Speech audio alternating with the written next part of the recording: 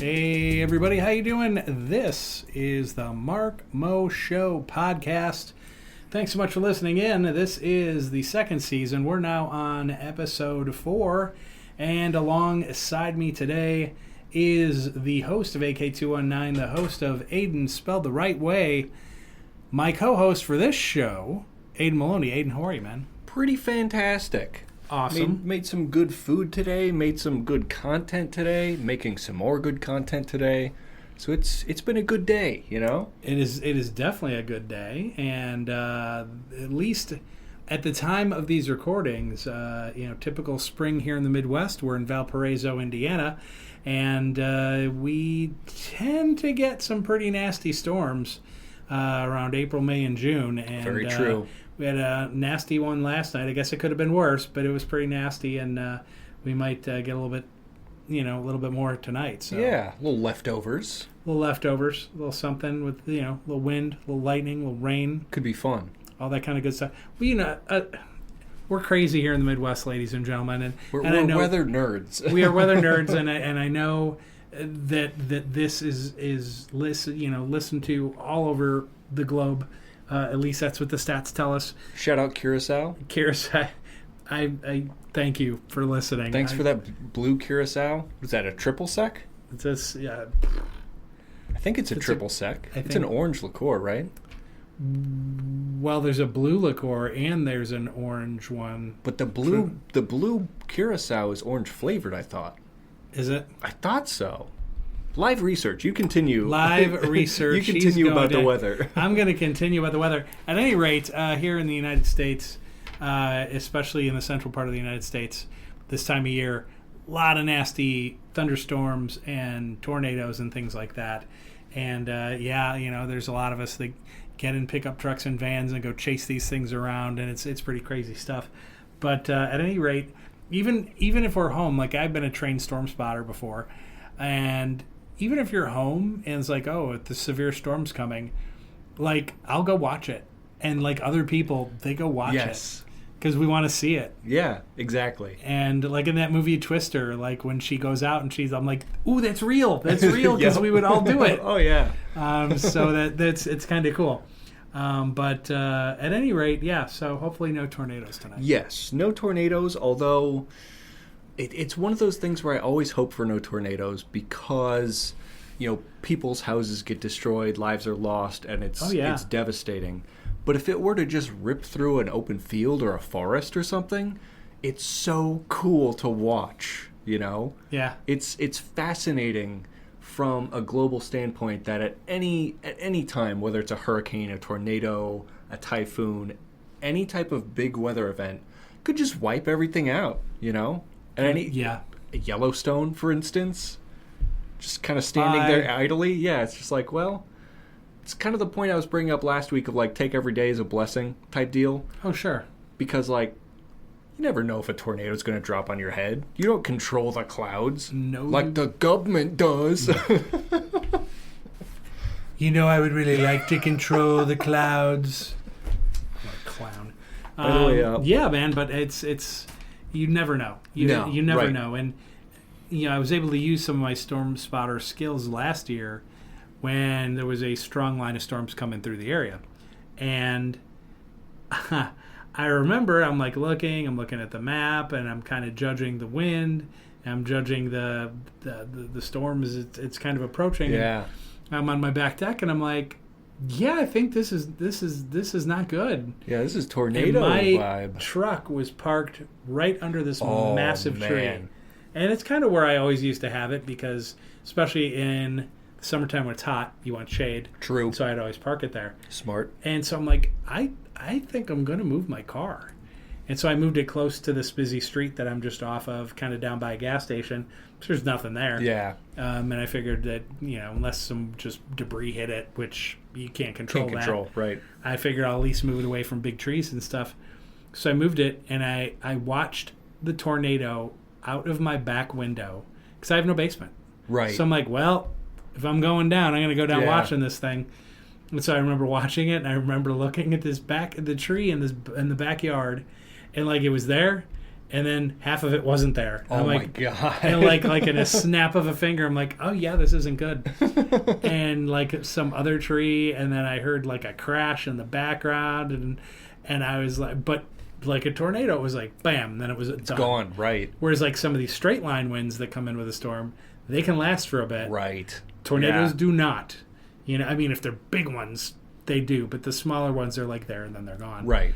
And so I was like, wow, that's crazy. I'm looking out the back window and just seeing this mangled tree, and people are outside, and this guy's fence is just destroyed. And I'm like, oh, I didn't check the front of the house. Right. Massive tree. The tree in front of my house was massive. And that thing came down. Yep. All the way, hit the house across the street. The house was damaged, the attic, the whole thing. And it would have fallen directly on my car. Like, it would have been totaled. I'm like, wow. And then, of course, people were like, oh, you should have left it there and got a new car. I'm like, and been without for like a week or two? Nah, that's okay. I'm good. But, yeah, man. That's nuts. Yeah. So, we will keep you updated for your annual spring Mark Mo Show weather updates in case something crazy and cool happens. For all of you weather nerds out there, and then hopefully there's a few.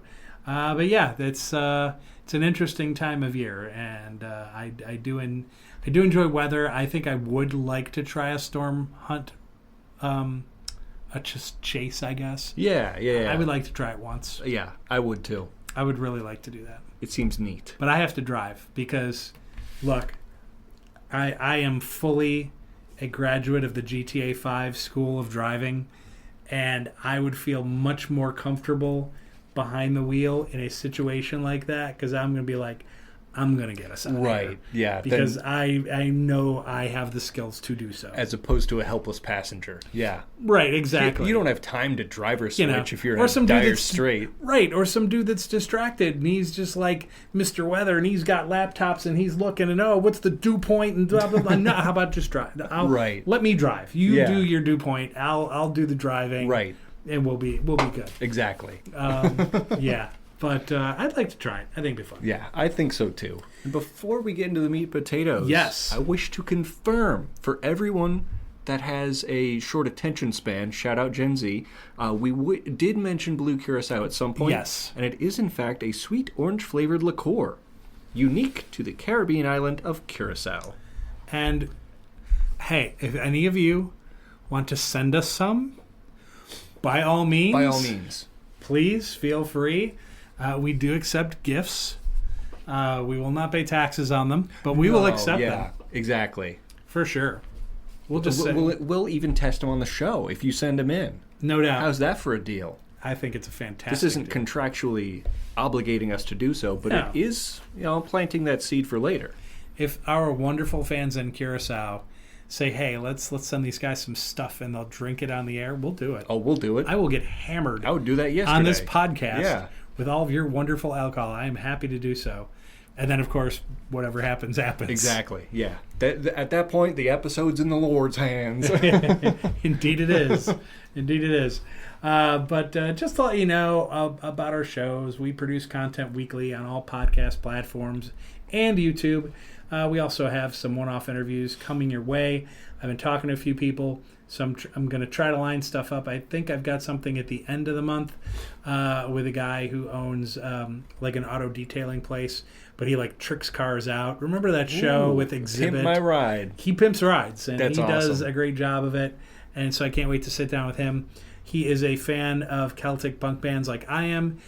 He tricks out rides, and he loves bourbon. And so I think that is going to be... Sounds like a fascinating human being. It really is. I think it's going to be a fantastic interview. And then, of course, we're going to have one with one of our supporters from Jetonia. Hopefully we can get that in the books before they leave for Greece, because they're going to be leaving for Greece soon.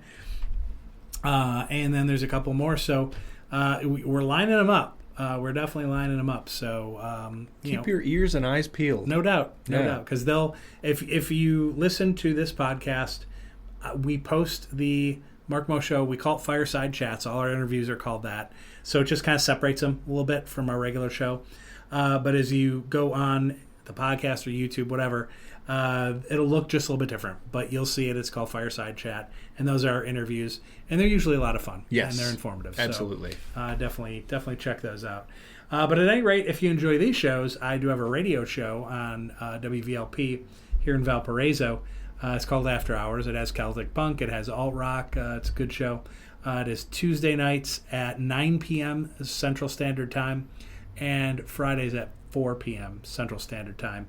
So you can check that out. You can check it out on the stream, WVLP.org, or you can check it out on the TuneIn app. And I think you can yell at Alexa and she might play it too. I don't know. That's fascinating. Yeah, give her a shot. Give her a shot, you know? And then, of course, Aiden. My man. Do it up. My show, AK219's been off air for a while, but doesn't mean it's dead. The YouTube channel still exists. Quite a backlog on there of me and my boy Kevin fricking around, having a laugh, playing some games. And then my channel, Aiden Spelled the Right Way, on YouTube. That's the full name.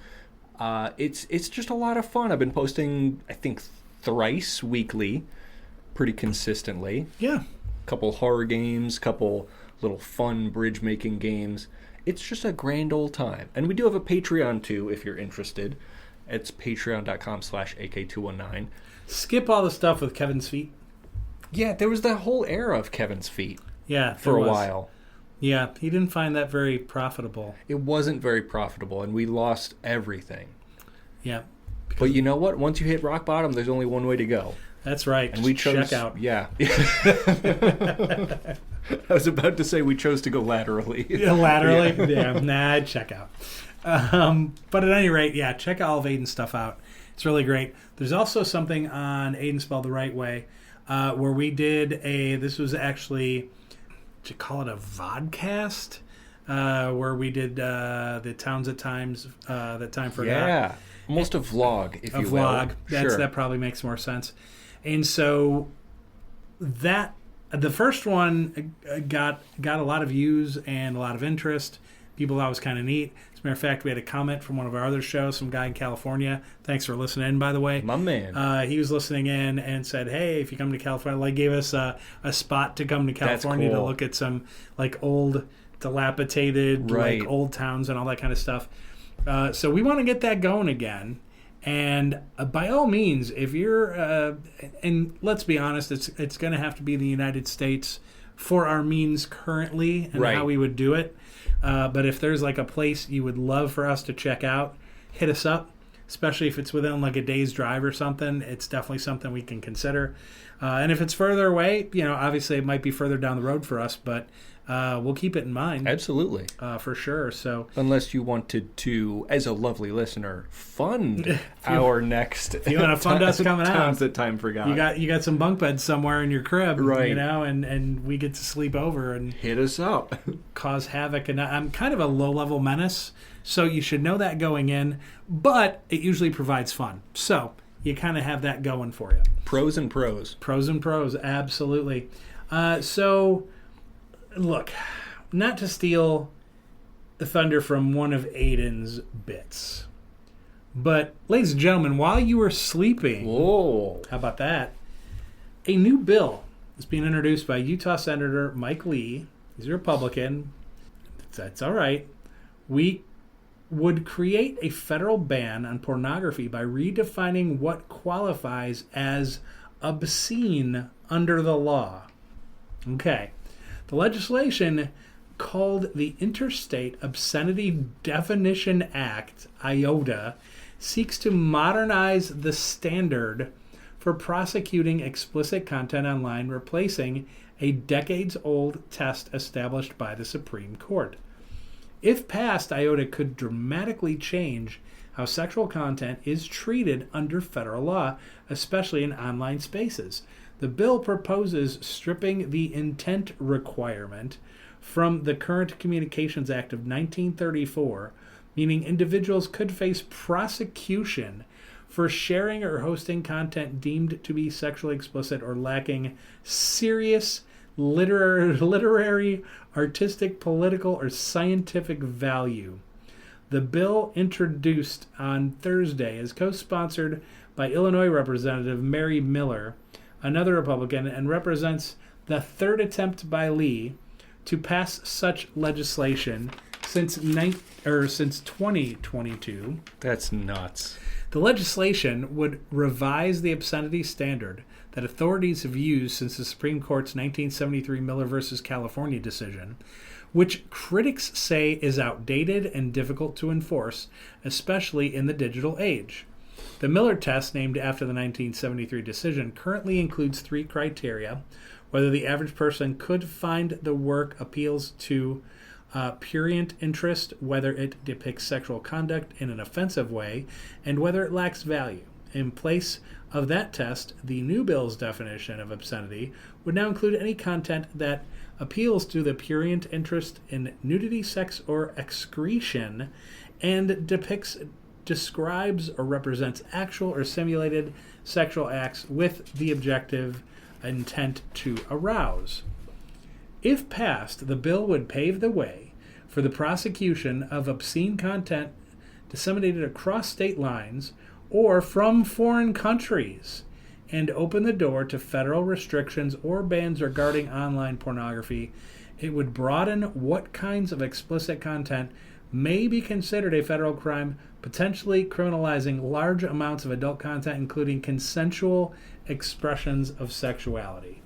20 years ago, I said this country was going to veer off into a theocracy/corporatocracy. Well, we're here. We made it, boys. We're here. We're here. And for all those of you that voted these clowns in, thank you. They have attacked women's rights, the LGBTQ community, minorities, elderly, and even veterans. Now, they're trying to eliminate an entire highly regulated billion-dollar industry, including, and originally I was like thousands of online content creators, but I'm like, let me look this up. I know it's probably more than 3 million online adult content creators. 3 million. Wow. 3 million. None of this makes sense, but we should have seen it coming when the state of Florida started clearing bookshelves in libraries and schools. The censorship itself is downright anti-American. If you don't like it, don't consume it. It's that simple. When you think of it, all of this is, I don't know, it's pretty comical, really. From the standpoint that while Trump was married with a pregnant wife, he sleeps with a porn star. Okay. Matt Gaetz, representative from Florida's, transporting underage girls across state lines for nefarious, one might say criminal activity. Perhaps? Yeah. Colorado representative Lauren Boebert getting freaky in a theater with kids and teens in eyesight, and she's grabbing this dude's Johnson during a play. Right. I mean, the list of these degenerates goes on, yet they're trying to tell you how to live your lives and limit your freedom to choose, which is the whole point. Right. Now, most of this is coming from the far right with the influence of the church. So let's talk about that for a minute. The church. How many thousands of young boys and girls have been abused at the hands of priests or preachers? Institutions have been covering it up for decades, probably a century or more. And they just simply reassign the priest. Right. Cover it up. Entire congregations shut down and then pop up somewhere else. How about that? I have not an issue with morality or faith. People want to have faith in stuff, faith in things. That's great. I have no problem with that. I grew up in the Catholic Church. Went to a Catholic high school and a Jesuit university. Great education, no complaints. Got problems with a few other things, which is why I haven't stepped in a church in a very long time. However, it doesn't mean I'm faithless. I have faith in things. I have faith in my kids. I have faith in my closest friends. And if there is something higher or greater than us, and God, I hope somewhere in this universe there is, I just hope I'm living a good enough life. You know? Sure. And we all try to just say, hey, here's a baseline. Let's see if we can live a good life. Right. And I think everybody has their own definitions, and I think that's fine. But I'll be damned if a building with a cross on the top of it is going to dictate to me Right. how I'm supposed to do it, or cherry pick things out of a book to tell me how to live my life. Right. That's not going to happen either. I think, and this may be controversial, but what the hell? It's what it is.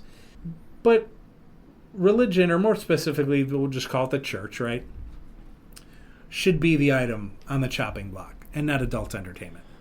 Right. If you want influence over the government, you pay taxes. Period. Exactly. That's what I feel, and it seems like so many political decisions, recently especially, have a very religious, biblical base to it, and for the reasonings for what they're trying to do. Right. Now, some of this is downright fascist. Some of it's right out of Hitler's playbook. And I called this back in 2016. Yeah. And some of my friends were like, oh, that's kind of crazy, man. I said, watch it. Watch it. You see this dude, and he's been on TV, and you think when this crazy shit comes out of his mouth, you think, he's just, he's just being himself. He's just talking. Nope. When he says shit, he's going to do it. Right. And you're just like, no, that's crazy shit. Yep. And he's going to do it. Yeah. And when they came out with that 2025 Project 2025, Project 2025, the Christian playbook or whatever, and that came out before the election, you damn well knew he was going to put this thing in place. Right. And I guarantee you this bit of legislation that Lee's trying again, that's in the ballpark. That's in what they're trying to do. And problem number one, with these fucking clowns, every accusation is a confession. Someone needs to go through Senator Lee's hard drives right now. Yep. Like yesterday. Somebody hack it. Every accusation is a confession. This dude is a fucking freak. He's a freak. He probably knows Diddy. That's right. That's my hypothesis, of course. I am. It's alleged. I'm claiming Allegedly. This dude is a freak. Check his hard drives, because this is absurd. To not try once and twice, but 3 times. Yeah. Is absurd. And of course he's surrounded by a bunch of yes men. He's surrounded by a bunch of colleagues that think the same way he does. And of course the government now leans that way. Which leads me to point number 2. Erasing this industry from the internet is not going to erase it from the internet. It's just going to deregulate it. People are still going to make these types of content. Yep. They're still going to be released online. Perhaps not surface level web. It'll be deep web. But then you're losing out on how much tax revenue.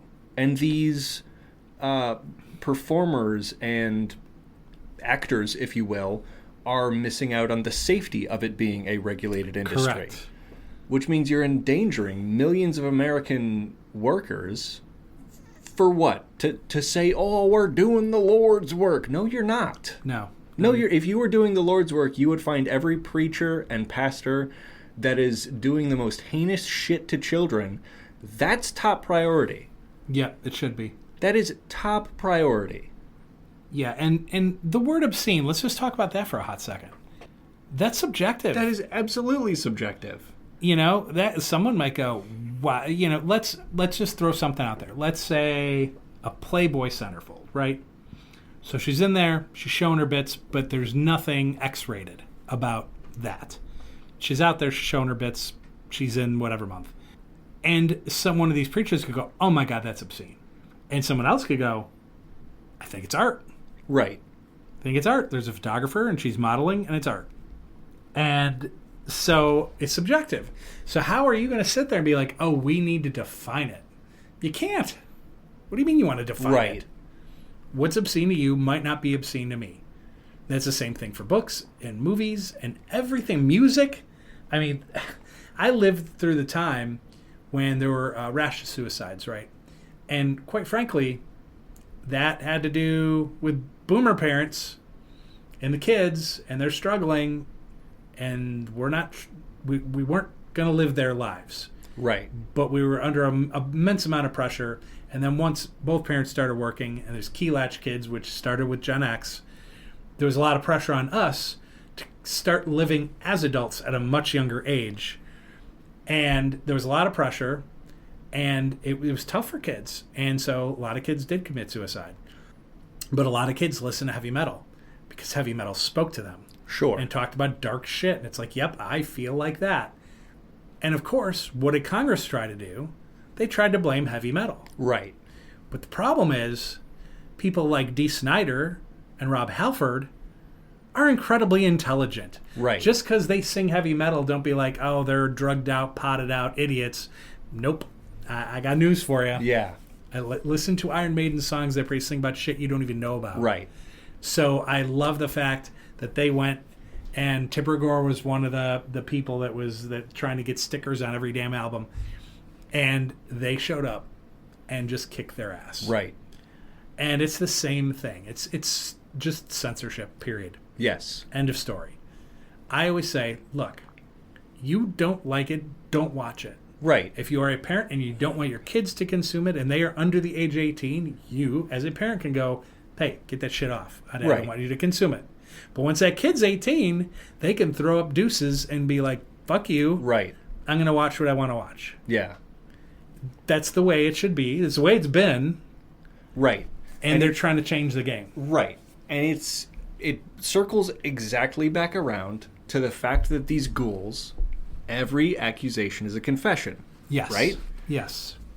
Like, it's absurd to me, the lack of self-awareness it takes to not recognize that, being the so-called party of free speech that these individuals align with is the same party that is fully censoring or attempting to fully censor this entire industry.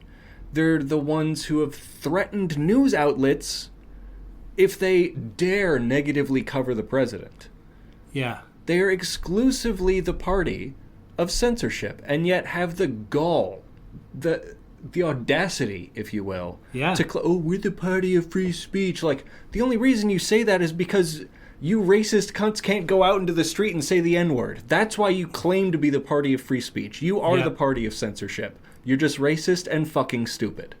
Yep, absolutely. 100%. And, we knew all of these sorts of problems were going to start. We knew it was coming. The upside is there may just be enough people on that side of the aisle that either won't vote or will do a no vote, and they've done it a couple of times already, because they feel it's an infringement on their rights to do so. Right. And I think that they need to, they need to defeat this, and they need to stay on it, and just an all-out assault. And this was just another thing, and I really wanted to talk about it because, you talked, I think, briefly a little bit ago about the money and their ability to earn. This is a $71 billion global industry. Right. $71 billion. By 2030, they say it's going to be a $76 billion industry. And that's tax revenue, right? Is it not? Right. I mean, what are you doing? And here's the thing. These are consensual adults, right? This is a person saying, I want to make a living doing this. I enjoy doing this. I might as well get paid for this. Sure. And they go on, they enjoy it, whether it's a woman with a woman or a woman and a guy or whatever sort of scenario you could even possibly fathom. As long as it's not, and once again, there are definitions, right? You can't do shit to children. Period. Jail for life. Right. You bury them under the prison. Right. That's for sure. You can't do shit to children. Although, going back to the church, yeah, that's they seem to have no problems doing shit to children. It brings it back around to the point we were making. That's who needs to be on your list to check. Yep. The church and senators. That's whose hard drives you need to check. That's who. Those are the perpetrators of the crimes they're allegedly trying to reduce. Right. Who's that group? They wear that mask on the line, Anonymous or Anonymous, whatever. yeah. I love them. And what Anonymous and their group needs to do is they need to do just that. Get into those hard drives, pull a bunch of crap, and don't try to extort, and don't do it for any sort of money. And I don't believe they do. No, I haven't heard anything. I haven't heard anything like that. So literally get in there and just throw this shit out into the public like as soon as you can. Right. They will back down so fast. And actually, it'll be too late, because once that shit's out there, you're heading towards divorce. There you go. Right. Bye-bye. Yeah. Yeah, Exactly. It's over. It's definitely over. But this sort of shit pisses me off. This isn't what the United States is about. And it's really not even a right and left thing anymore. It's like the old school Democrat Republican. That's dead. That's gone. You have this far right wing theocracy, corporatocracy. Preachers and billionaires are running the show. Well, that shit's got to stop, and everybody's got to band together. So all you independents out there, libertarians, even conservatives, where you're like middle of the road conservative and maybe you're just conservative for fiscal reasons. You know what? Let's start changing shit Right. at the midterms, and that's the best we can do. As long as this Project 2025 doesn't completely dismantle democracy as we know it, there have to be. Like, I'm typically somewhat of a pessimistic individual, especially when it comes to politics, just because of what I've had to live through, and I know what you've had to live through. Yep. But I know for a fact there are enough intelligent human beings that live in this country Yeah. and are of voting age to know that what's going on is wrong. Yes, What's going correct. on is damaging the working class. It's damaging the safety of working Americans. Yep. And what it is leading to is ultimately way more disturbing than what we currently live in. Yeah. It's just going to take that recognition of, well, we're going to need 330 million people to go out and vote. Yeah, right. Because I'm one of those types that's, I see a future where maybe a violent revolution is the only way. And We hope not. we hope not. But there is a future where that is the only way. Yeah. And in an effort to hope it does not get there, you have to go out locally, regionally, statewide, federally, any type of election. Vote for the people that will actually stand up for your rights. 100%. And as I said, it's going to take some people swallowing their pride, longtime Republicans or independents or whatever, and voting blue. And not because you necessarily agree with everything that blue stands for, and that's fine, you don't have to, but understand it's not about that anymore. It's about us becoming this dictatorship, this theocracy, corporatocracy, whatever you want to call it, and us being the United States of America. And it really is that simple, and you're just going to have to get into the voting booth and figure this shit out. And don't sit at home, because that's just not an option anymore. It really isn't. One other thing, this adult content creator, she had posted something that I thought was interesting. She was debating with this guy. Not really debating. They mostly agreed on everything. But he was just saying, like, how this is so much grander than pornography. And she agreed. She's like, you're absolutely correct. They will take away sex education and healthcare. Birth control and condoms will be obscene. Same-sex marriage will be gone. Having purple hair or not dressing as your birth gender will be pornographic to them. Librarians will be registered sex offenders. It's sinister, slippery slope. That's absolutely true. So she killed it on that one. I think she said one other thing here. They use the porn as a trigger word. Right. They will go after video games, books, magazines, music, TV shows, movies, etc. Then they will go after what you wear and your hair color, your gender representation. It's much more sinister. And that's Ms. Abigail Mack who wrote that. So Right. she has been all over this shit. Yeah, because if a far righty gets to determine what they define as obscene, it could include anything that's not favorable towards the president. It could be anything that's not favorable towards their party. It could be anything that's not favorable towards the church or corporate America.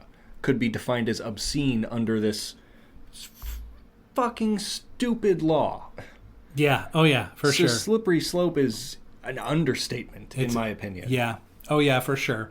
And it has to be defeated. I think it will. I don't think it's going to go far again. At least I hope not. Because, as I said, this is just, it's one thing after another. Rights are being taken away, and it sucks. Yeah, safety being stripped. Yeah, it really, and we talked about this, gosh, maybe 3 or 4, no, actually it was last season sometime, where we had talked, I think we had a conversation about a lot of the plane crashes that were happening. Right. Because they stripped the FAA, and a lot of those jobs are gone. And it's the same thing for NOAA, who predicts the weather. Right. And their staff is stripped by half. Now the CDC. And the CDC, measles outbreak in Texas. 10 years ago, if I'd said, hey, there's going to be a measles outbreak in Texas, you'd be like, Maloney, what are you smoking?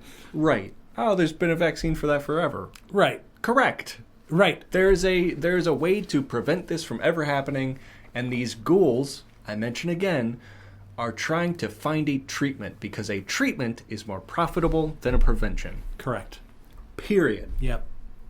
Well, we're not fixing anything today. That's clear. That's true. And it was just a matter of bringing this to your attention, which you guys most of you probably know about. Maybe globally, they don't know everything that's happening here, but it's very similar to 1933 Germany. And that's why I freak out.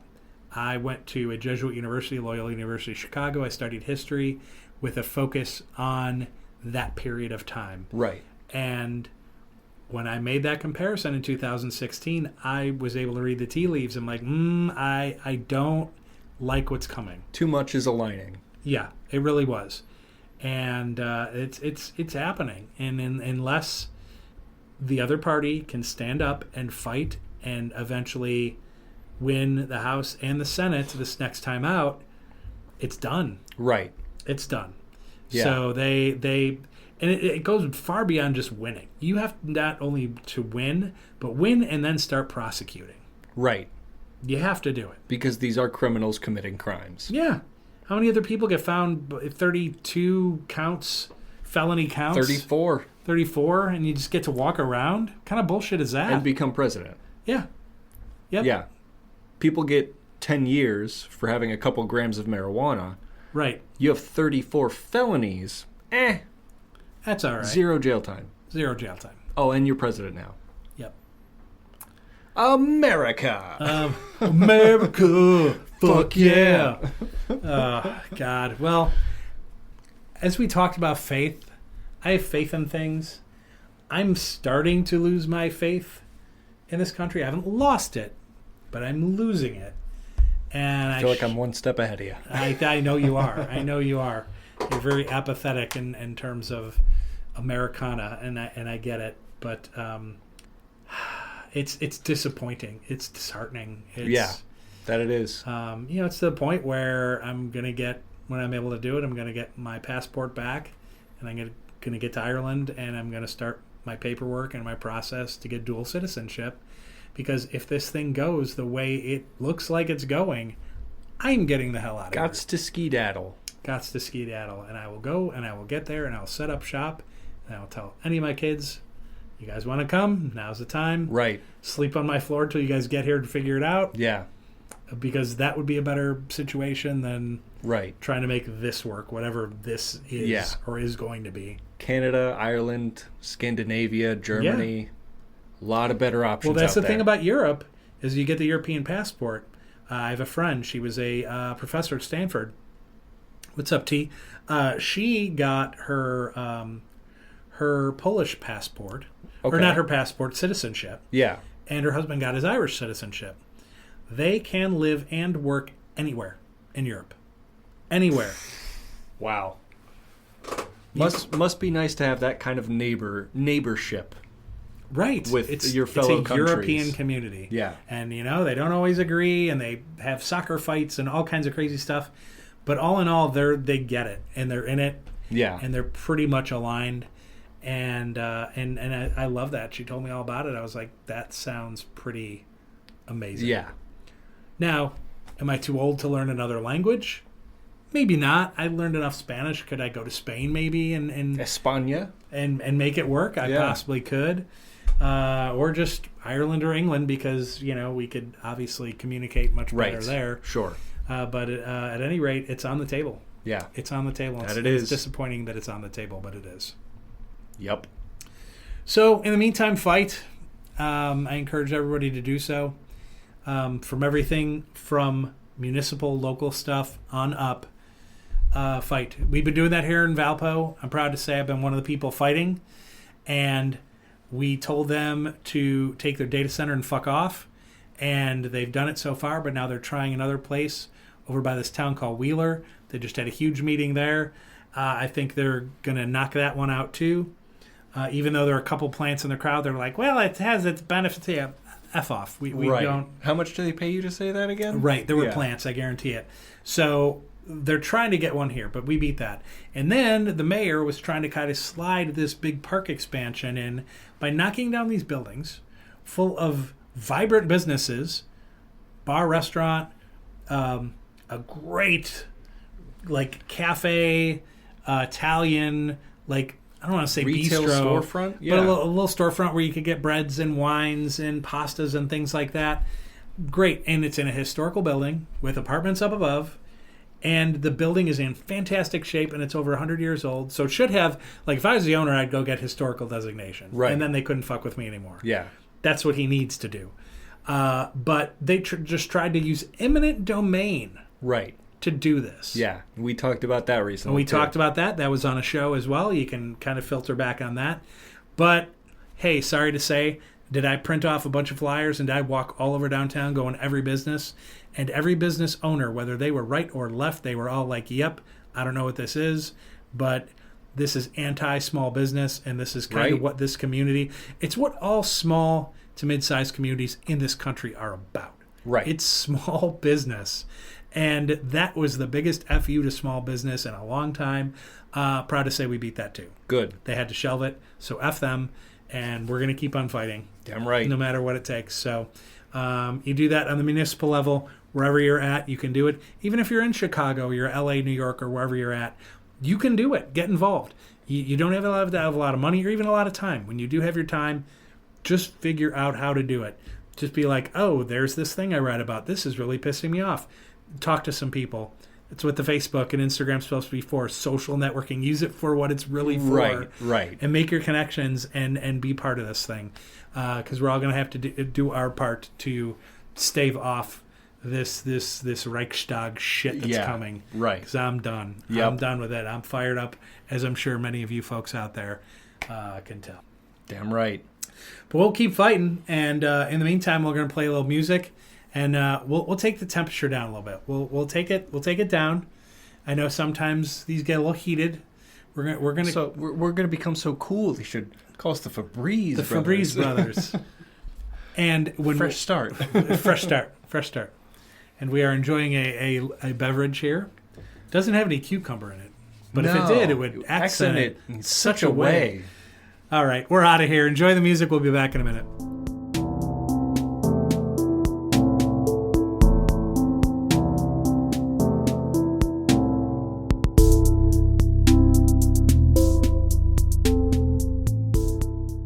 All right. Hey, everybody. We're back here on the Mark Mo Show. It's Mark Maloney here with Aiden Maloney. And we just had a very spirited conversation. And part of that spirited conversation was a talk about weather. And sure as shit, we were wrapping up the last portion and getting ready to talk to you about Carpe DM.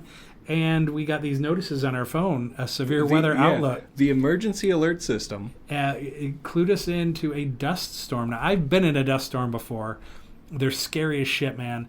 I'm telling you. I was in Washington with my daughter, and we had just cut across the state.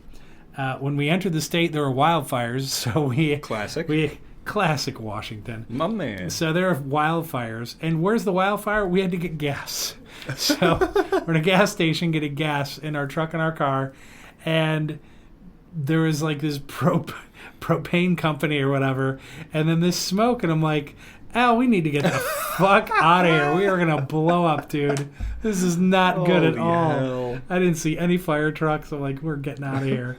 And so we're driving for a while, but it's very windy, which gets the fires going in Washington because it's typically very dry, and that gets the fires going. But it was super windy, like 50, 60-mile-an-hour winds, and they shagged us off the highway. And it was getting tough to see, and all of a sudden, like, people were, like, going, like, 5 miles an hour, like, what the hell's going on? And all the cops had shut the highway down. We had to get off this tiny little town, thousands of cars. It's like, oh, no. Right. It was a disaster. But it would have been a disaster to keep going because people you couldn't see. Like, and we tried. We were in the car. We're like, I wonder if we can just take, like, we had Google Maps. We're like, all right, this road looks like it might do this or that. And we, like, tried. And every time we tried a road, there's a cop there, like, wow. Get out of here. And they would not let us go. Right.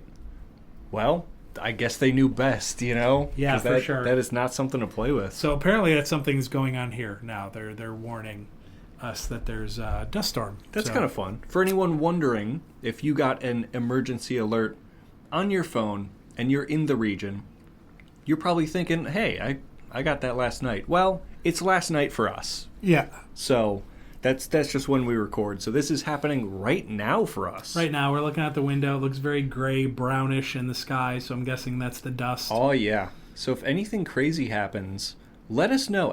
When this releases, if you're in the region, the US of A, tell us Chicagoland, tell us something crazy that happened. Because we're inside, luckily, and safe, recording. So let us know. What's your experience with the dust storm today? For sure. We'd love to know.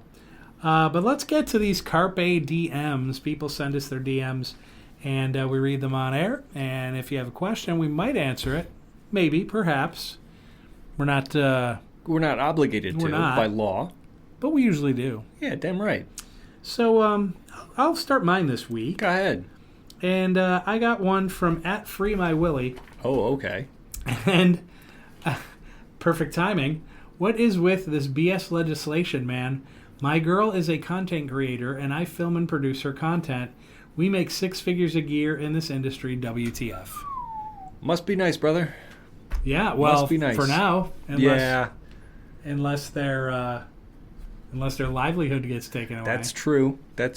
You know, it's at least you're safe for now. You know, you're doing things the legal way, the legal, moral, ethical way, and you know, you're doing the Lord's work out here. So God bless your soul. Yeah. But yeah, I don't know, man. If you're that upset about it, maybe get out and speak publicly. This is pretty good, but yeah, you know, get out there, hold a sign outside a city hall, maybe. That might be a good thing. And you know, as you would do in business, sometimes when business turns, things change, and it's survivability, right? You have to survive. So if you guys enjoy doing this, be like, okay, let's assume America's going to shit the bed like they've been doing. Right. What's our plan? So develop your plan. Get your plan ready. If that means you're moving to the Cayman Islands or the Bahamas or Canada or UK Ireland. Or whatever, get ready to go. Yeah. See yous. Best of luck, honestly. Peace out. Yeah, you'll make a living elsewhere. Damn right. The next one I have is from @CrayonEater2323. Oh, my man. Sup, guys? Love your show. Would you guys walk across the country for $1 million? You can't sleep in hotels or homes, and you have only 40 days to complete.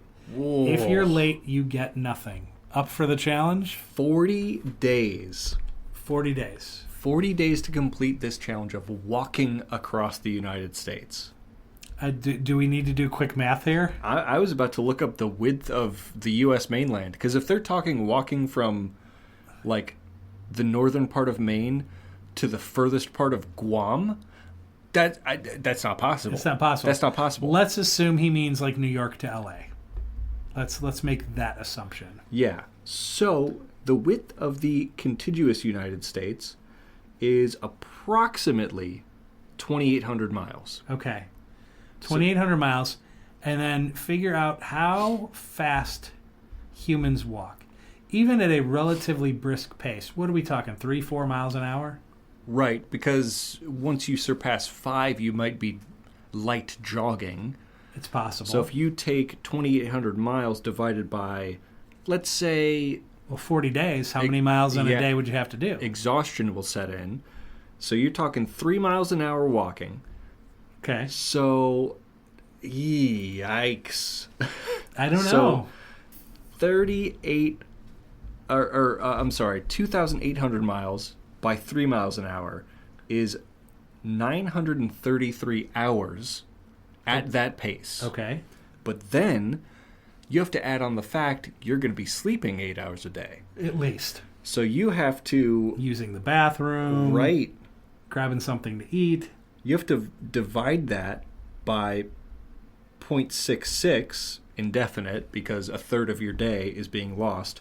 So you're now talking 1,400 hours of time. What was the goal? 40 days? 40 days. Oh, man. How many hours are in 40 days?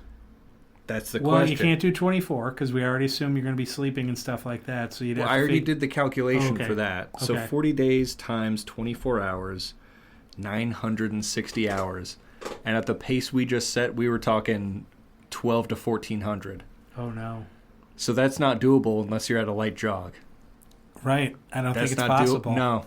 And I wouldn't do it if the money's not guaranteed. If you're going to put forth the effort and day 40 comes, you started in New York and now you're in like Topeka. Right. And you're like, screw this. I'm not on pace. I can't make it. Well, were you going to fucking Uber home? Right. Come on. Yeah.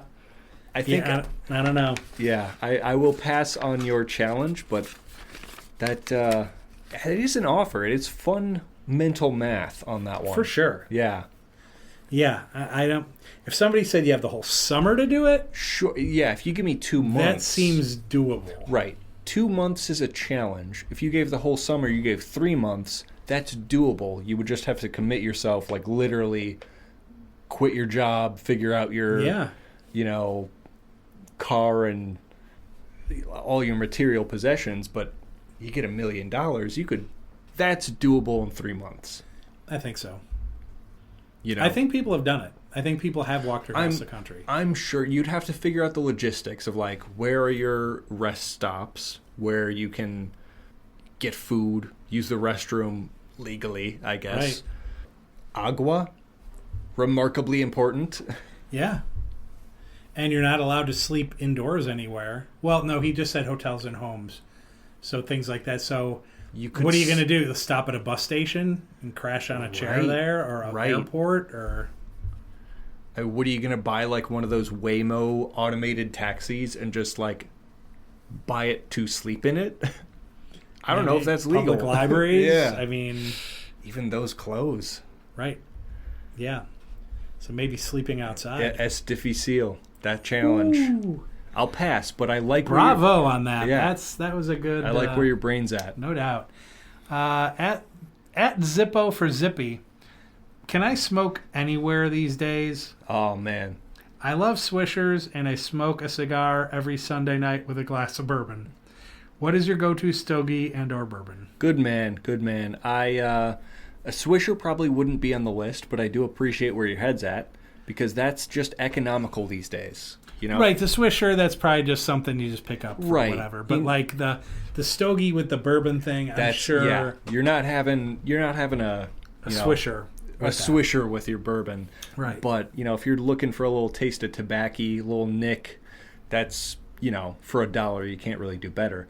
However, with bourbon, there are these cigars called acids or blue acids or something like that. Mm-hmm.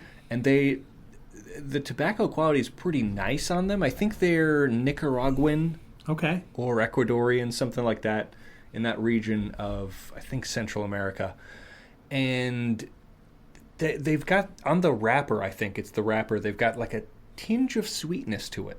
So you get the sweet with the tobacco, mix that with a bourbon. That's where my mind goes. There's also this cigar. I had this cigar when I was, oh God, this had to have been 6 years ago, give or take. It was at a friend's graduation party. And it's this Las Vegas 5-star is what it's called, like the Vegas 5-star cigar.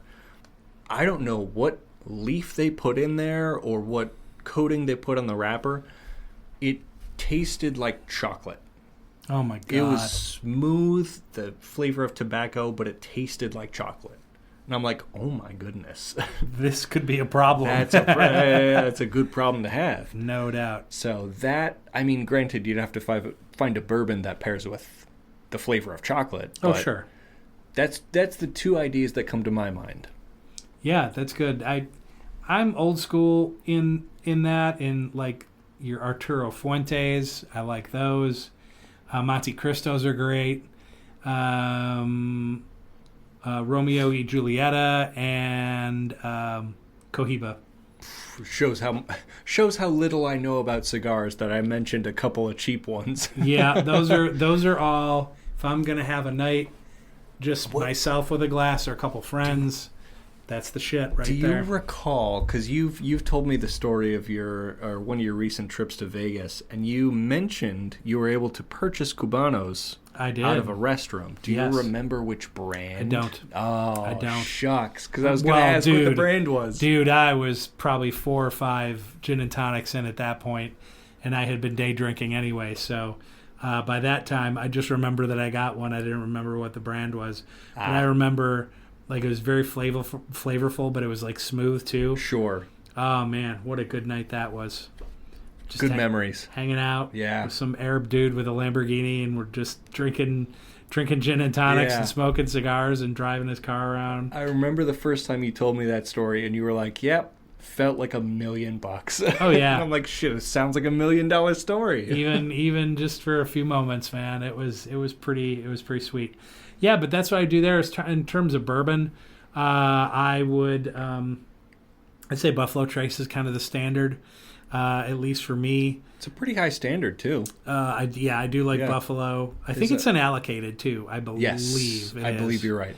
And there's a Tin Cup bourbon that is very phenomenal. Ooh, really? Tin Cup, I believe it's an American brand. Yeah. But, yeah, they've got a fantastic whiskey, just an American whiskey, but their bourbon is phenomenal. Tin Cup. Tin Cup. Okay. Doing a little live research here, just planting that seed there for you. I'm not sponsored, I swear to God, but it is just wonderful. Yeah, so Buffalo Trace is one. Tin Cup, I'm going to have to figure that one out for sure. I'm always up for trying something new. So that Woodford Reserve I've had. I like it. I like it too. I like it. Jim Beam, it's more kind of like your macro and micro brews. That's your macro distillery. It's your macro, but I've been to their distillery, and their distillery is a very cool place. So I did like that. Elijah Craig is a good bourbon. Yeah. I do enjoy that one. And Makers is right there with Buffalo for me as a favorite. Yeah, I would agree. It's kind of the classic like go-to bourbon, especially for this region. It's like, you get the red. It's dipped in the wax. It's classy. And it's not terribly overpriced, to be fair. It's true. It's true. Even Basil Hayden is relatively reasonably priced for an upper tier bourbon, I feel. Sure. And one that's also unallocated, it's tough to get, is Blanton's. I haven't tried Blanton's yet. It's because we never get it. Yeah. And I used to work with a liquor store, and they would get their allocateds. They never knew when they were going to get them. They'd get a box. There'd just be bottles in there. Be like, all right, what did they send us? Yeah. And that's just kind of how it works. But rarely we'd get Blanton's, and they would like the same 4 or 5 guys would come in like every week. Oh. Got Blanton's? Nope. Bastards. Walk right back out. Yep. That's all they were interested in. An issue I have heard too is with those allocated blends, or allocated bourbons rather, people will go in to purchase the bottle to resell it. That is a thing. That is true. That's a major issue, and it's not an issue specific to the liquor or alcohol industry. It's everywhere. It is a symptom of late stage capitalism where people are always trying to make a buck. Yeah. Doesn't matter. I mean, the biggest example of this is Pokemon cards. Right. People scalping Pokemon cards or gaming consoles it's everywhere. Yep. And it leaches down into things like a good bottle of bourbon. And Absolutely. That's just disappointing. It is disappointing. It's very sad. It's very sad indeed. Quite. Indubitably. But before we take our next break, we have this little thing called Other Foods, and the Other Foods are just that. It's not the stuff you're going to go into your grocery store and pick up off the shelf. Oh, no, no, no, no. This is stuff that will make a billy goat puke. It will make you look at it for 5 seconds and go, oh no. So what did you find this week? Well, I hate to be this guy, but this other food actually comes from the Carpe Diems I haven't read yet. Oh, so okay. The Carpe Diems I got this week, if you were interested. Oh, Jesus God. I was waiting for that to sink in. Man, I just had a major brain fart. Did I have a stroke? Okay. Am I drooping? Yes. Am I drooping at all? I was about to say it's been a long. God damn it! It's been a long week for both of us.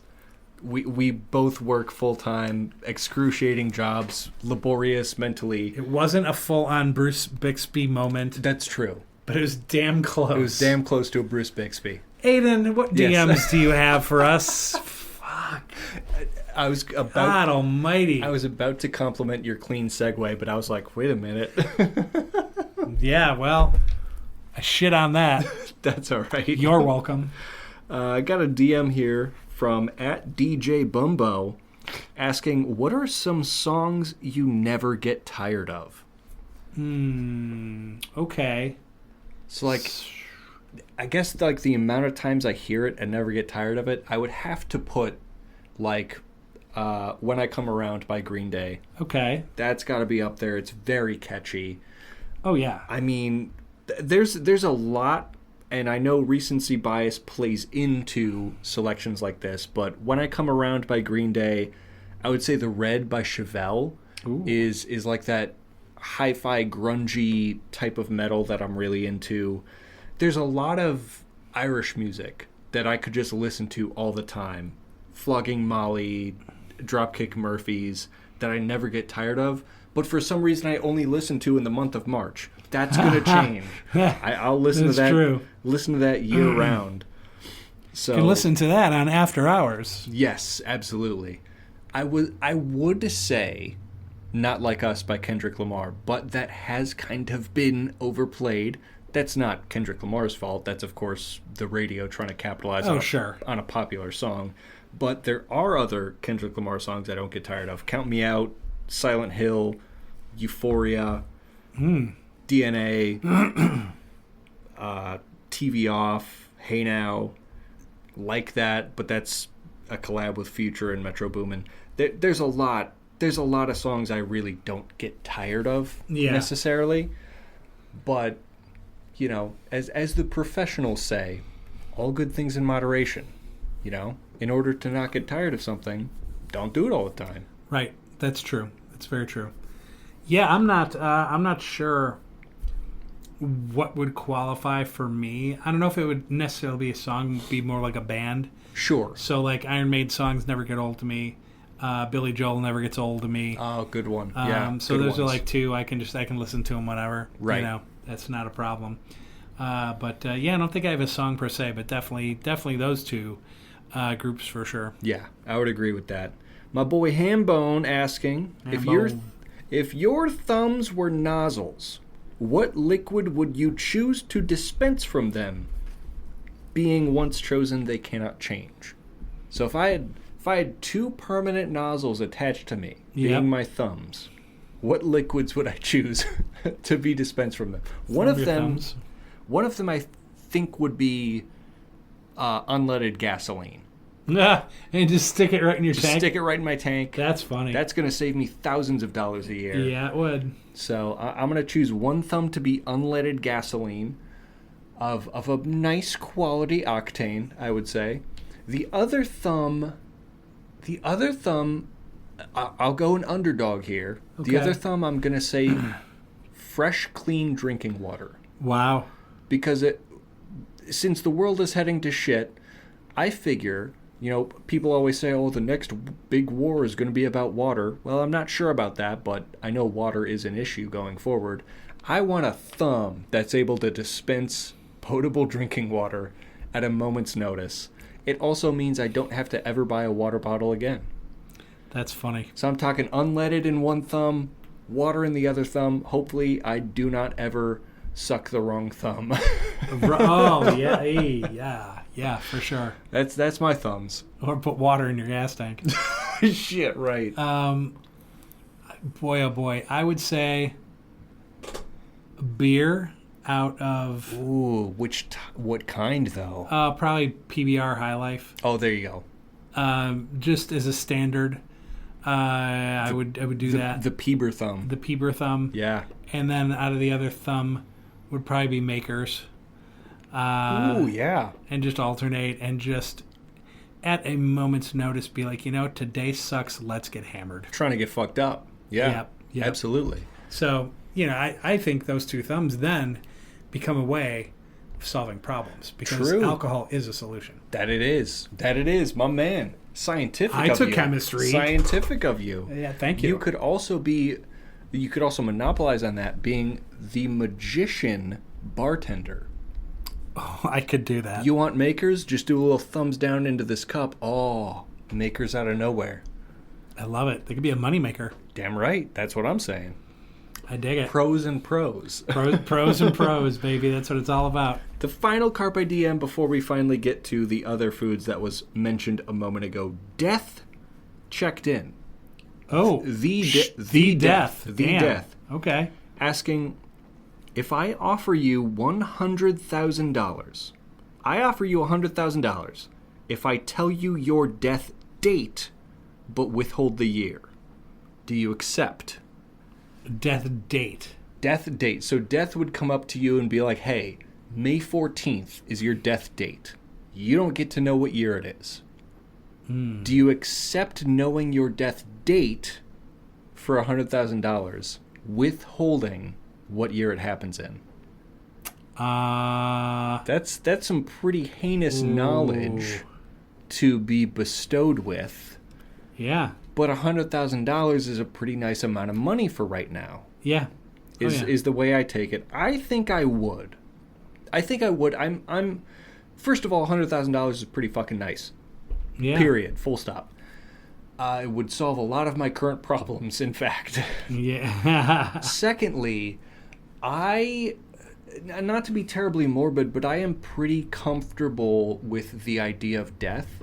I think when something is inevitable, there's not a lot of reason to dwell on it or fear it necessarily. Mm-hmm. It's one of those things you can mentally work around with the mindset of, I mentioned this during the intro of like every day is a blessing, kind of treat it as such. Yeah. So, I don't necessarily fear death, and knowing my death date, of course, every time that date comes up, I'll be like, oh, is today my special day? But, I'll be $100,000 richer, so. Yeah. I think I'll be fine. I'll take your deal, death. I will also take that deal. Just tell me, man. That's completely fine. And also from the perspective that you have a lot more dates in front of you than I do. So if he gives me a date, I'll just be like, okay. So if the next 20 or 30 or 40. If it's like June 30th, it's like, oh, shit, is it this June 30th? Oh, no. And if that's the case, on June 29th, I'm getting hammered. I'm getting laid. I'm going to eat so much bad food. And then if I wake up the next day, I'll just be like, shit, it's not this one. Yep, if it happens, it happens. Yeah, but like the day before is just a day, just a debauchery. Yes, absolutely. It would be Death Day Eve. Yeah. And every year it would be insane. It would absolutely be right. insane. So it's like, okay, it's like, yep, that's the day I'm going to die. So let's make the day before just crazy. Yes, a celebration. I agree. Yeah. That was the last DM I got, I believe. I actually missed one. Oh, my I actually missed one in all the excitement of the cigar and bourbon talk. I know.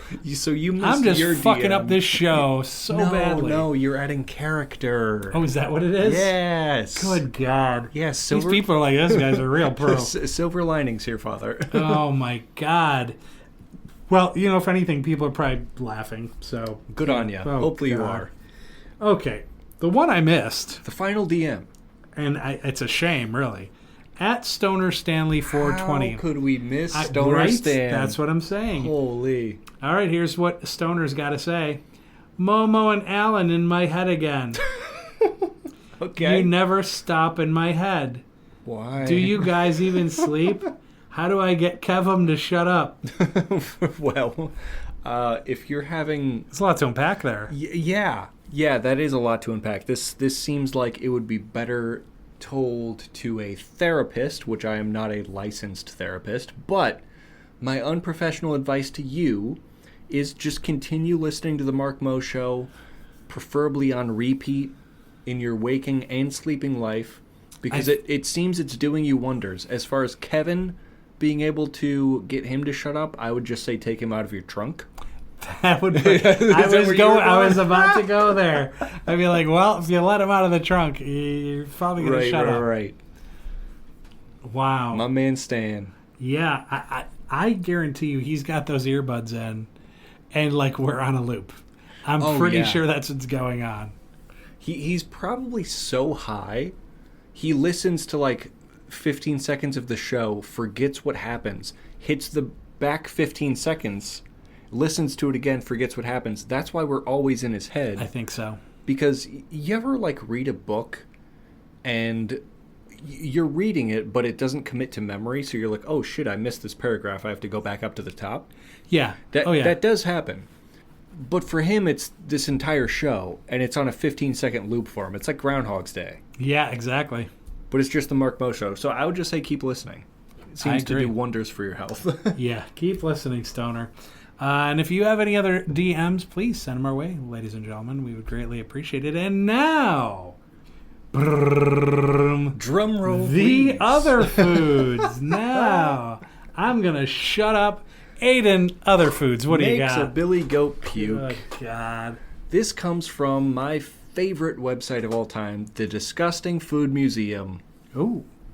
They are the ones who have done my research for me on the last handful of episodes, and I always shout them out. Not sponsored, but I shout them out because they have done the research on my behalf. This comes from Mongolia. Oh. This is the 13th most disgusting food in their museum. They have a museum too. Okay. Yes. Sheep eyeball juice. Oh no. Yeah, I'll let that sink in. Please don't. Shout out Mongolia. Sheep eyeball juice. This concoction, this is quoted from their article, this concoction, also known as Mongolian Mary, is the pickled eyeballs. Yes, they're pickled as well. God damn. Yeah, Mark Moe just saw an image. He was looking it up. Yeah. Mongolian Mary is the pickled eyeballs of sheep placed in tomato juice. It is commonly known as a hangover cure and dates back to the times of Genghis Khan. My man. I think he was a terrible person, actually, historically. Regardless, if he is responsible for this concoction, it's only fitting. The eyeballs, quote, the eyeballs are very high in antioxidants, vitamin C and A. The tomato juice is, of course, a modern addition since tomatoes did not exist during the times of Genghis Khan. Pickled eyeballs are... I'm reading this article as if I'm saying it. Please, no, this is all quote. Not quote from me. The pickled eyeballs are the best and safest to eat, but they can also be added raw or boiled. No. Yeah. What? Because, of course, pickling removes any potential other ick. The eyeball itself doesn't have much taste to it, but when bitten, it bursts in your mouth with the gel-like vitreous humor of the eye fills your mouth. No. Quote, yes, they have tried it. Oh, God. The museum individuals have tried it. Sheep eyeball juice. If I'm that fucking hungover at any point in my life, put me down. I would prefer euthanasia to sheep eyeball juice. 100%. I mean, holy 100%. Hell. Yep, no doubt. If it works for you guys, that's fantastic. You have a great time with that. Oh, God. I'll pass. I think the best... I think we even talked about this on a previous either Mark Moe show or Mark Moe radio show. We talked about what works for a hangover. And honestly, the best thing that works, couple Gatorades, ibuprofen. Before you go to bed. Yeah, couple Gatorades, ibuprofen. You wake up, couple more Gatorades, more ibuprofen, caffeine, It's a hydration thing. a nap if you can. Yep, that's it. Hydration and sleep is what causes hangover. Correct. I mean, of course, alcohol is a poison, strictly speaking, but that's the anti-venom, I guess, the anti-poison. It is. So Yeah. you don't need sheep eyeballs, is what I'm getting at. Avoid that at all costs. Yeah. Oh my God, that's disgusting. Well, while you're thinking about sucking on balls with gelatinous goop and Could gel inside of your mouth with that pickled eyeball goodness. That's obscene. I want to see Vince from Slap Chop try to sell me a sheep eyeball. Yeah, it's not gonna. Good luck, buddy. Good luck, Billy Blanks, or who's the guy that tapes the fucking boat? Oh, Phil Swift. I sawed this boat in half. sawed this boat in half, and there he is. He's like on the open seas. I pickled this sheep's eye. You're gonna love my eye. You'll love my eye. All right, music, and then we'll be back. Good God.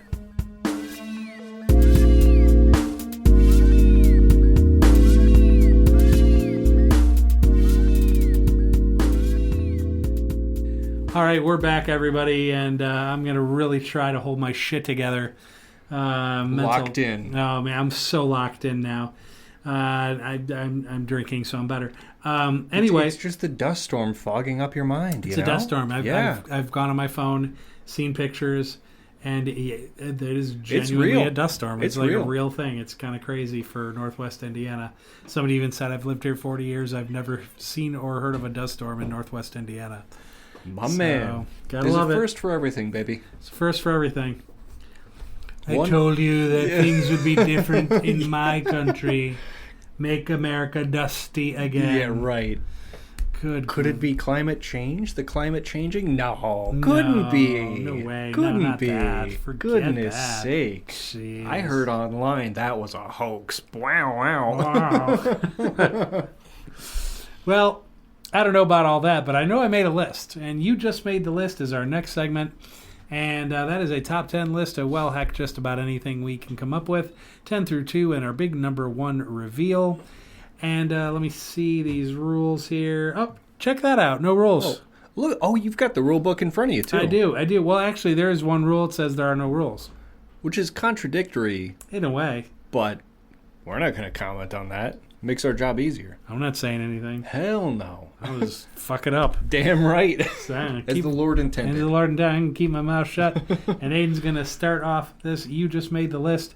And this week, favorite cars of all time. Ooh. Really kind of opens it up to a lot of possibilities. Aiden, what do you got? This week was very fun for me to create. This list, I am big into cars. I love cars. Combustion engines, electric motors, just the cars in general are so fascinating to me because the amount of engineering that goes into a machine that creates thousands of explosions per minute. Yep. To get you from point A to point B is nuts. Sounds like Kevin's ass. Yeah, well, takes him from point A, Taco Bell, to point B, White Castle. Yeah, I'm just talking about the thousands of explosions. Oh, true. God bless your soul, Kevin. I hope you get out of his trunk soon. Yeah, right. So I'll run my 10 through 2. Withhold my number 1. Okay. Number 10, this car has been one of my dream cars since I was a wee lad. Since I was a wee little boy, the 2011 Mitsubishi Eclipse Spider convertible. Yeah, it's great.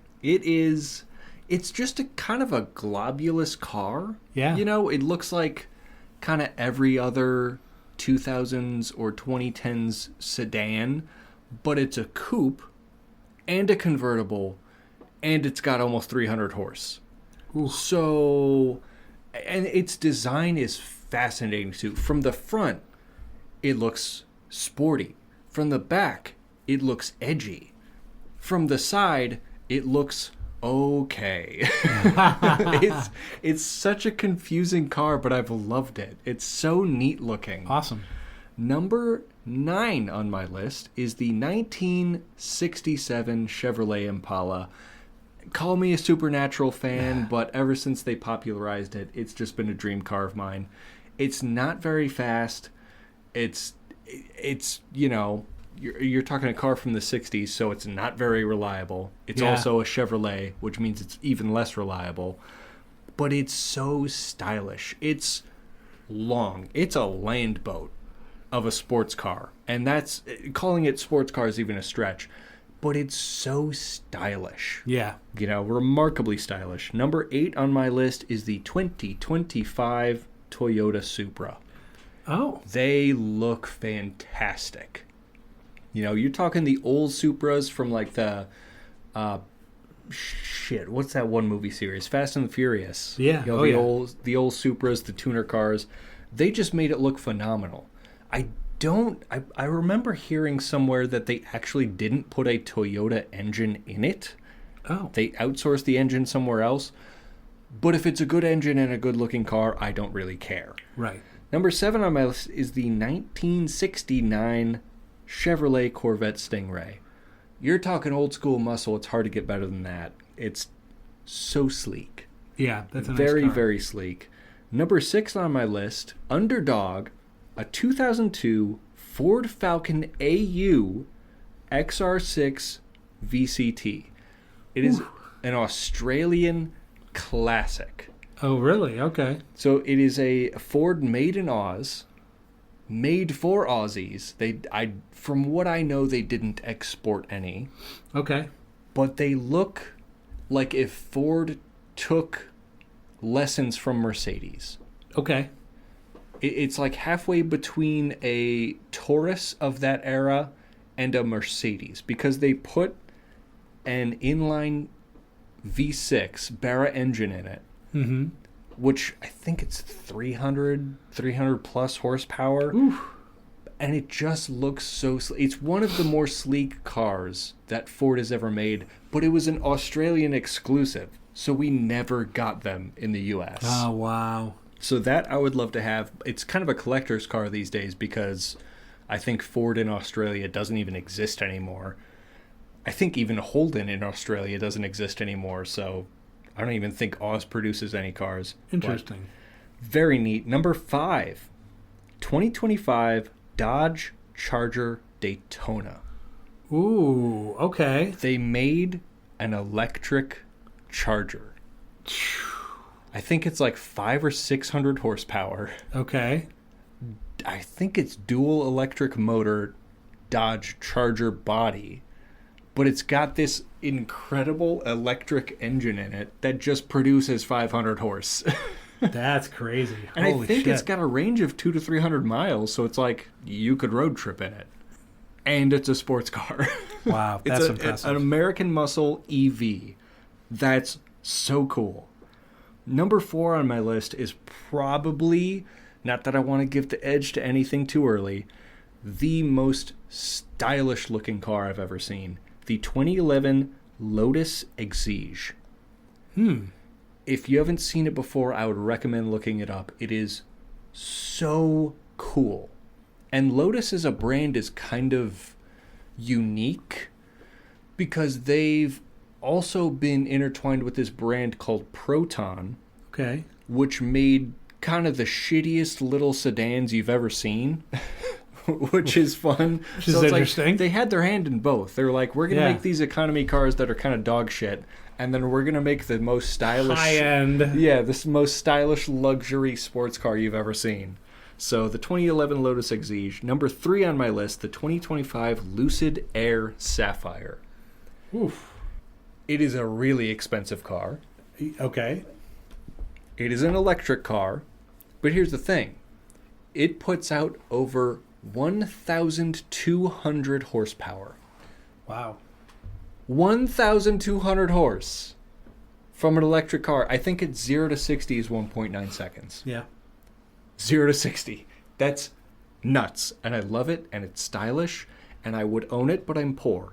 Number 2 on my list, withholding my number 1, number 2 on my list has been my dream, which unfortunately got crushed by a fucking deer.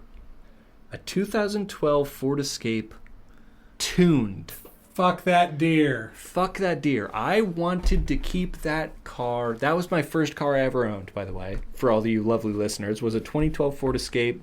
This beautiful metallic gray. God, it was a nice looking car, and a deer just exploded it and totaled it. Granted, I guess it was my fault. I was the one that drove into the deer, but the deer was also in the road, so mutual fault. One of us died, it wasn't me. I had this dream of taking that 2012 Ford Escape, and I think I shared this idea with a couple people, and they were like, yeah, that's kind of stupid. And I was like, I don't care. I had the dream of taking this 2012 Ford Escape and engine swapping it with some ridiculous V8, turbocharged, and of course it would be kind of a nightmare because you have to work around everything the Ford build was meant to be. Oh, yeah. And you have to plop a V8 in there with a turbocharger and hope it works. But my dream was to put like 400 horse into that car. Ooh. That's a dream. That's number 2 on my list. Unfortunately, it will not come true unless someone gives me a lot of money for no reason. Gotcha. That's fair. All right, my top 10 list. Number 10, the 2025 Mercedes E-Class. Oh, nice. Number 9, the 2024 BMW i8. It's a good-looking mobile. The number 8, Toyota Land Cruiser. It's not a 1958 Land Cruiser. It's the 1958 Land Cruiser. It's from this past year. So that is really a sharp SUV. My number. Oh, yeah. Yeah, do you like that? I was just looking it up. That looks nice. Is that nice? That's a great one. It's like they took the Ford Bronco and made it better. Kinda, yeah. In a way. My number 7, the 1977 Pontiac Firebird. Oh, that's a classic. It's so cool. Number 6, the mid-1990s Jeep Wrangler. It's one of my favorite body styles. Very boxy, small. I like it. I took it with a friend. I took it across country. That was kind of neat. The number 5, 1968 Dodge Charger. That's classy. Yeah, that whole era of muscle cars, huge classic fan. Mopar style. Mm-hmm. Number 4, the 1990 Chevy Camaro. Now, I had a 91 Chevy Camaro, and it was great. It's the RS, and it's got it was power. Great. Had tons of power. I opened it up on the highway at 3 in the morning. Got it almost to 120. My man. And then things started tingling, and, and I'm just like, all right, we're gonna stop. We're gonna stop right there. This may be the fastest a human should go. Yeah, got very uncomfortable very quickly. Number 3, the 2014 Chevy Camaro. So the Bumblebee, if you're a fan, right, of the Transformers movies. Yeah. And my number 2, the 2024 Ford Bronco Raptor. Dude, that's a great looking car. Oh, yeah. Yes. I love it. I was going to put the Bronco on the list, but I didn't know what to cut because I had 11. And I was like, I want to keep it to 10 this week. Yeah.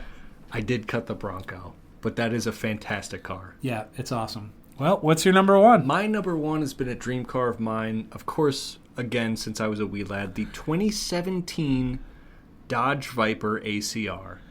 That's a car. It is such a sweet car. And of course, when I was a wee lad, you're talking, the 2000s Dodge Viper. But this most current one, I think they had to discontinue it because the Viper doesn't fit safety regulations anymore.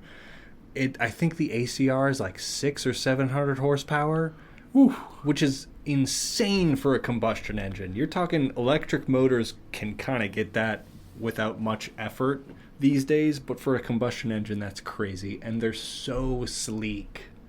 So sleek. Definite number 1 for me. All right. That's awesome. That Viper, that is a great car. My number 1 will surprise no one that knows me. 1970 Chevelle SS. Beautiful car. It's so clean. It has to be the blue or the black with the racing stripes down the middle. The white stripes? Yep. Yeah. And the hood hooks. Oh, yeah. Front. Yeah. Gotta have those. And it doesn't matter in terms of convertible. Can have the convertible Yeah. or not. Either way. But I love that car. That Super Sport love is so that car. clean. Like, if I ever got a bunch of FU money, it would definitely be in my top 10 of things I would take care of immediately. Yes. I'd be like, I need to get one. Put that in your 6-car garage. Yep. Oh, yeah. Just have Sunday cruising. Sunday cruising, man. That's what it'd be. 1970 Chevelle man. SS. That concludes this week's You Just Made the List. And typically, I would go into my review preview. Now, here's the thing. You usually have to have a movie to review. I do not this week. And so what I was going to do in place of review preview, I love gangster movies. I love a good gangster movie. And I thought I would just give you a few of my favorites, especially with the younger audience. Maybe you guys haven't seen all of these. Sure. But I highly recommend them. And they kind of, I don't know, it kind of like my favorites at the top and then kind of works its way down. But I won't go into too much depth here. But Godfather and Godfather 2, they're the champs, of course. Classics.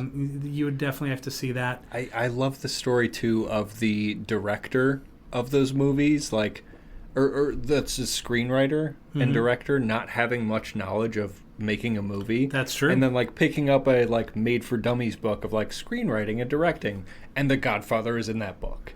How about that? What a story. What a story. What a story. You set the standard. Oh, no doubt. The next one is Scarface with Pacino. Pacino and De Niro are in a lot of these. Then that makes a lot of sense. Italiano. But Pacino plays this a Cuban, comes to the United States after agreeing to assassinate a Cuban government official. But when he comes here, he gets involved in the drug trade, becomes a drug lord, the whole thing. Really good movie. I'm not doing it justice, but I'm kind of quickly going through these. I highly recommend Scarface. Goodfellas, another great one. Henry Hill knows only too well that he must put the mob's interest before everything, even his family. And it's such a really good story. There's so many scenes that will have you sitting on the edge of your seat. Goodfellas, great gangster movie. Casino is another good one. That's like early 70s Vegas. And De Niro plays this guy, Sam Ace Rothstein. And it's really good. So he's like head of the Tangiers and casino in Vegas. And a lot of really interesting things happen along the way, which involves kind of this woman he's involved with, and she becomes a problem. And then his heavy, played by Joe Pesci, and he becomes a problem. But really, really good stuff. I enjoy it very much. The Departed.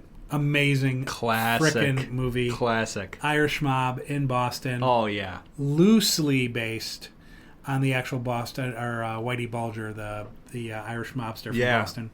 But excellent film. You get Nicholson and Wahlberg and DiCaprio. Right. And it's just, the list goes on. Yeah. It's just Alec Baldwin, just amazing actors throughout. Miller's Crossing. Excellent movie.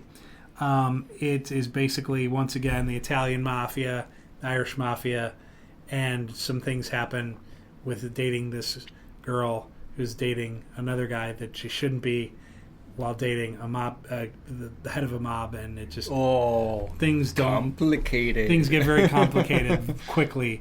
But Miller's Crossing is an excellent movie. Black Mass, so good. Johnny Depp actually plays Whitey Bulger. Benedict Cumberbatch plays his brother. That's right. So good. I mean, he is so unbelievably excellent in this movie. Yes.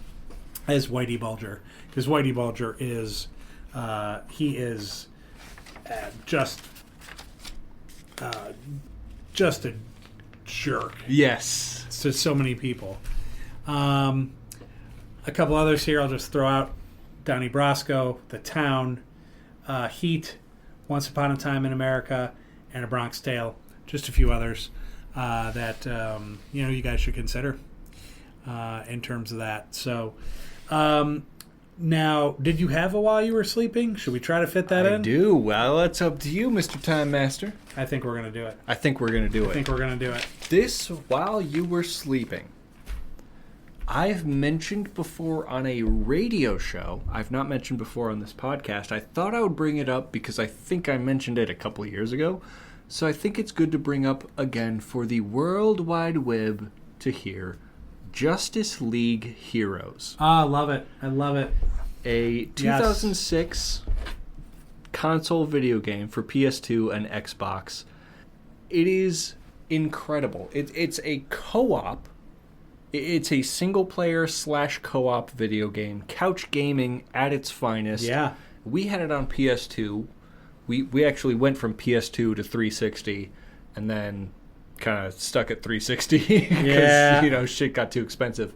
But PS2, and this game is phenomenal. It's perfect for single player. It's perfect for, co-op sitting next to your teammate. You get to select...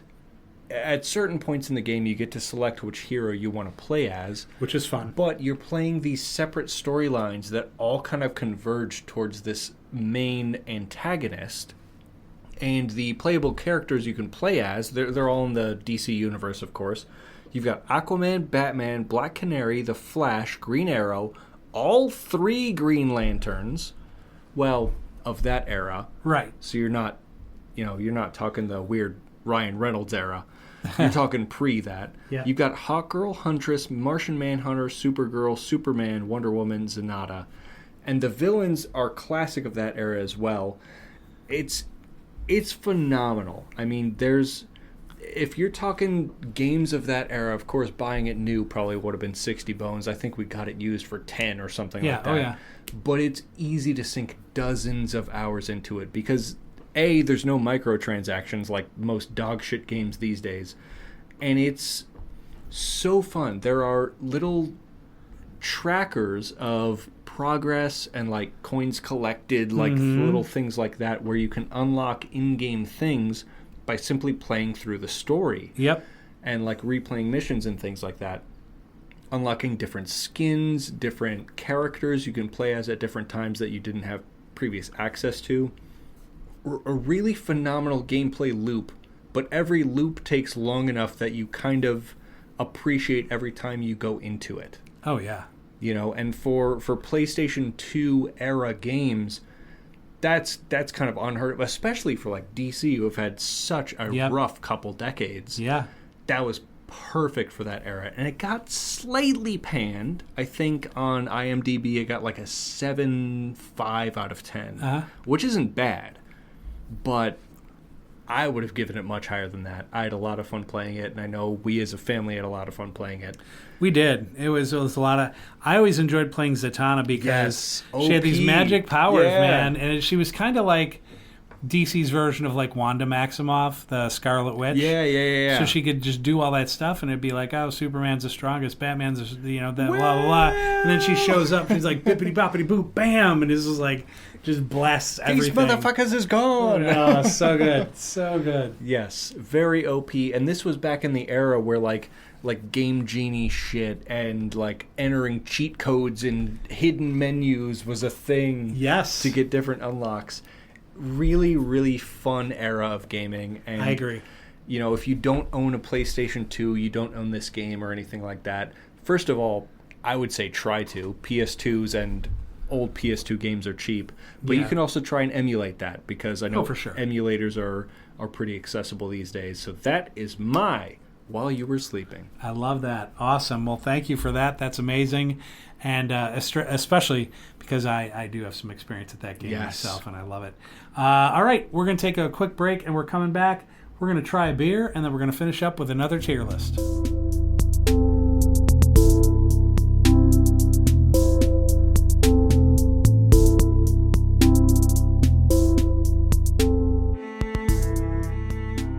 All right, we are back for our final couple of segments here on the Mark Moe Show podcast. If you like what you're listening to, definitely give us a like and subscribe, and tell all of your friends about this wonderful little podcast that you listen to every week. And I want to say thank you for listening to us every week. We greatly appreciate it. One of the homies for sure. No doubt. And we appreciate all of you homies and homettes. And so let's get this thing going. Beer review time. The official beer review. The Mark Moe Show beer review. There are no others. One drink, everybody knows the rules. Come at me, bro. What are you going to do? Yeah, come at me for all the money we're not making. We have all the fair use and parody satire laws on our side, you rich cunt. Exactly. So, here we go. We're going to try the beer. Aiden, why don't you give everybody a little 101 on this delightful lager that we have? We've got an American lager in front of us called the Montucky Cold Snack. It is a 4.1% ABV, one of the lighter brewskis we've had in a while on this show. Now, you might be thinking, hey, Montucky kind of sounds like a mix of Montana and Kentucky. Kentucky. Well, you'd be half right. It's made in Bozeman, Montana. Oh. Not sure where the Tucky comes from. I was sure it was made in Kentucky.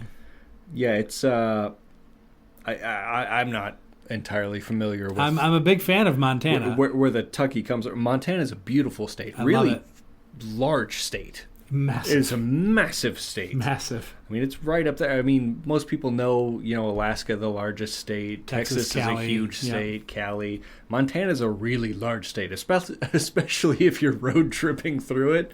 Holy. You're just like, when does it end? Right. Granted, it's beautiful to drive It's not through. Nebraska or New Mexico. Right. It's not boring. You see beautiful mountains and forestry. But, Montucky. This is quoted from Untapped, the phone application. Montucky Cold Snacks derives its name from the term of endearment for Montana, Montucky, which I did not know was a term of endearment for Montana. I had no idea. I guess the Kentucky of the North, perhaps? I wonder if Kentucky's term of endearment is Cantana. Cantana. I should really stop. Cantana fried chicken? What? What does that mean? What does it mean? Why are we here? Simply put, it refers to the backwoods and rural areas of the state. Cold snacks is a tongue-in-cheek way of referring to the beer, i.e., let's go crack some cold snacks. Crack into some cold snacks, as they say. I'm down with that. So this beer's kind of been popping off recently. We got our hands on a couple pints in front of us. All right. And you at home, whatever you're slurping on, let us know. Cheers. On the socials, we're trying Montucky Cold Snacks. What's clean? She clean, she smooth. There is an aftertaste in there. A little bit. Little weedy Wonder Bread aftertaste in there. Common in some lagers. It is light, but it's not light as in the Bud Light, Busch Light, Keystone Light era of beers. It's light in the fact that it doesn't offend. I agree. As a lager, and lagers are pretty light beers anyway, I would say it's kind of full-bodied. Yep. Right? Because you get something on the tongue at first, and then you get the aftertaste. But it's not super strong. No, I would agree. I like it. I'm not a big lager guy. I prefer the more full-bodied beers, porters, stouts, IPAs. But as far as lagers go, this could... What was the one we had? Play Hard Lager. Yeah, that was I believe. Good. Mm-hmm. This is kind of up there with that. When we think had so. that I'm trying to think what ago. and it's funny because we did kind of mock the One Bite app and, and his little bit that he does earlier, but he runs into the same issues when he tries very similar pizzas and he's like, oh, what did I give that one score? Right. Because then if you like it or don't like it as much, you're trying to be as accurate as you can with your scores, and I think we try to do the same thing. Yes. With our beer. I think it's a 3.25 for me. I'm not sure what we did in terms of the Play Hard. I think I might have been a 3.5. I don't know if we agreed, but luckily with the Untapped app, not sponsored, but is recommended. The Untapped app, I gave Play Hard a 3.75. Yeah. Which for me is very high for a lager. It's high for a lager. Yeah. Yep. This one, I mean, this is equally as smooth. I don't think it's as full-bodied, so I'm going to give it a 3.5 out of 5. 3.5? Which is remarkably respectable, and you'll have to take this from me for someone that does not prefer lagers above others. This, giving 3.5 to a lager is still a strong score. Yep. I'm going to stick with my 3.25, 3.25. I do like it, and I actually get excited, especially this time of year with the lagers, because I like to make my own shandies. Yes. Don't use that plain lemonade shit. Don't use the non-fizzy stuff. The Canadians do it right. Get yourself some fizzy lemonade or a fizzy lemon drink, and it's simple. It's 50-50 drink. Right. Half lager and half the lemonade, right. Fizzy lemonade, whatever.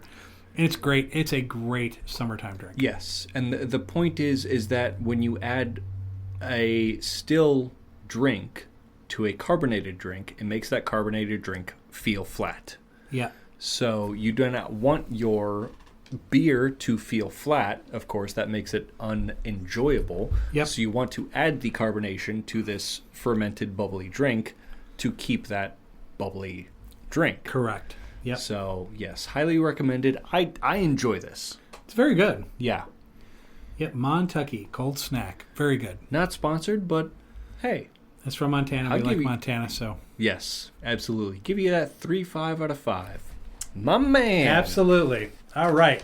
Let's get to the final one, our tier list.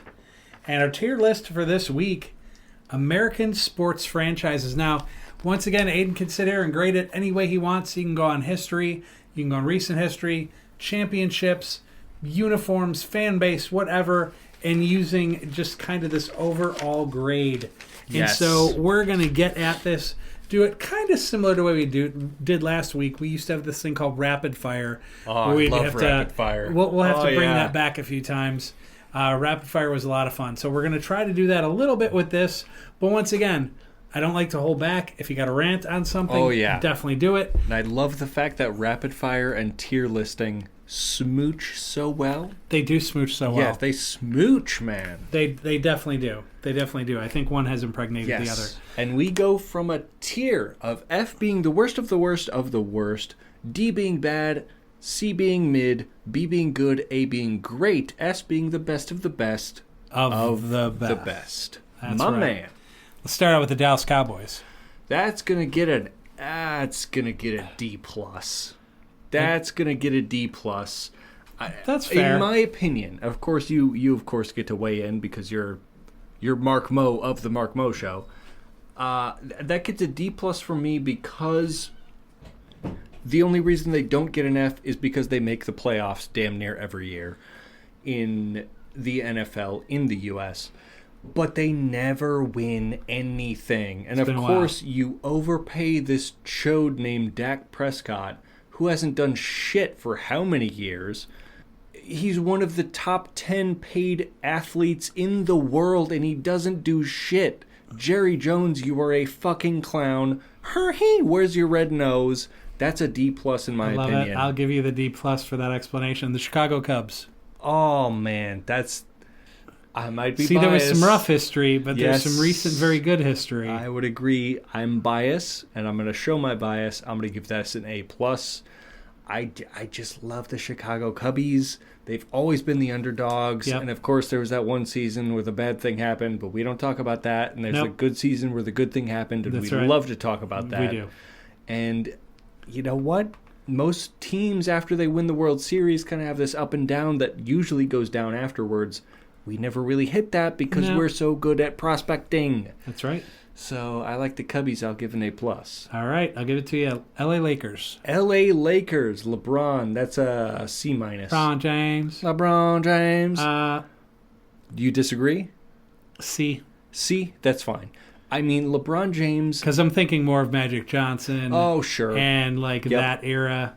So yeah, I want to give him a little bit of credit. I would agree with that, and I think I don't hate LeBron James. Yep. I think he is one of the top 10 basketball players of all time. I hate the fact that he's somehow automatically given he's top 3. He's the best. He's the GOAT. No, he's not. No, he's not. He's a flopper. He's a complainer. Yep. You know, it's top 10. I'll give you that. Okay, New York Jets. New York Jets, that's an F. Maybe F+, but I don't know how the fuck you could argue an F+. No, that's an F. That's an F. That's an F. Philadelphia Eagles. You know what?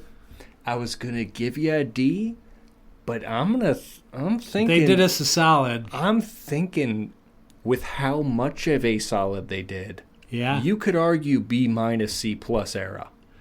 I'll give them the B minus. I'm thinking B minus. That's fair. God bless your soul, Yeah, Eagles. that's right. New York Yankees. New York Yankees. That's gonna be about a D plus too. I mean, it's the same thing as the Cowboys. It's like, oh, we're the greatest. We did the blah, blah, blah. What have you done recently? True. Very true. Oh, we made the playoffs. Cool, you lost. That's right. Get fricked, New York. LA Dodgers. Oh, man. Shohei Ohtani. Good lad, as far as I have heard. But don't hate the player, hate the game. I mean, right? I mean, there's no cap in the MLB. They get what they want. Yeah, they pay the big money. I can't hate that because of the caplessness. I have to give them like B plus, maybe A territory. I think it's got to be a solid A. I think it's got to be a solid A for what they do. I can't complain at all. Yeah. All right, let's move on to the New York Rangers. A little hockey. A little hockey. The New York Rangers, not a fan because they are not, they're not the Blackhawks. They're not the Devils. They're not the Stars. The Stars being the only Dallas team I actually root for. C. I'll give you the C. You know? Detroit Red Wings. Detroit Red Wings, I used to dislike. Now But dislike and grading on a fair basis are two different things. Right. So overall, I kind of like the Detroit Red Wings. Red Wings rather. I kind of root for them because they've been the underdogs for how long? For a little while, yeah. For a little while, at least in recent history. Yep. I'm willing to go B plus, maybe A territory. B plus sounds like a perfect grade for them. San Francisco 49ers. Ah, the 49ers, Mr. Underdog. Love me some Brock Purdy, dude. Yeah, little Brock Purdy. McCaffrey. Yeah, I mean, they've got Bosa. things going for him, but they just Kittle, don't. that tight end. Love him.